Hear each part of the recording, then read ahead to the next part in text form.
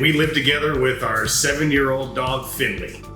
We live in a master plan community over in a gated section that actually Jon got to build most of the houses in. So we have a really close relationship with a lot of our neighbors. We have lots of ponds and trails. I think there's 27 miles worth of trails throughout the neighborhood. One of the activities that we like to do together is taking our dog hiking. We also like spending a whole lot of time with our families. With her parents, her dad and I will go fly fishing quite a bit. Shay and the family will usually come with us too, Finley as well. And then with my parents, we'll all go over to their backyard and get in their pool.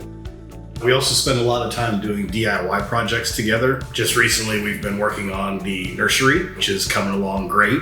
We also really like to cook together. We spend a lot of time looking at new recipes and trying those out together. Shay is big on crafting, and that is just a wide range. She loves doing scrapbooks, wreaths, putting together little floral arrangements that, decorate our house for the season. I cannot wait to see Shay as a mother. She's so loving and she is just so patient, and she chose to utilize that in her occupation as well. She works with children with autism and she does whatever needs to be done for these little guys. I know she's had several patients come into her clinic nonverbal, and within a couple of years she's able to graduate them out into a normal school environment without any extra help. I look up to her every day for her qualities.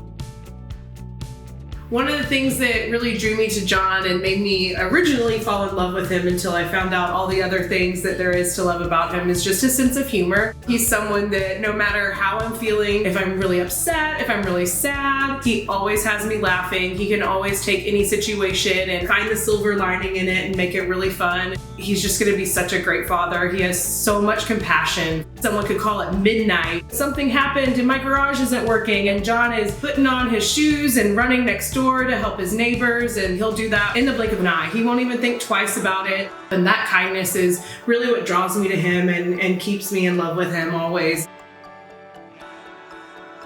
Jon and I were talking about all the different ways that you can start a family, and we discussed, fashion way, we discussed adoption, and both of us at the end of the conversation agreed that it doesn't matter how we had a baby, all we wanted was a baby.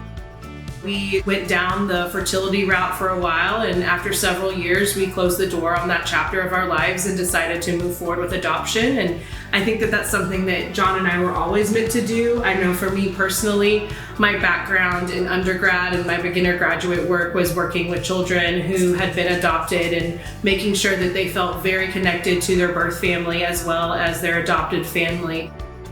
We want that love for a child, and we're ready to give our love to a child. And I think one of the biggest things about having a child is giving the child every opportunity humanly possible. I think that's something Jon and I both want, is to make sure that no matter what our child wants to do, if it's being an artist or being a doctor or whatever their passion is, whatever they love, we want to be there to foster that always.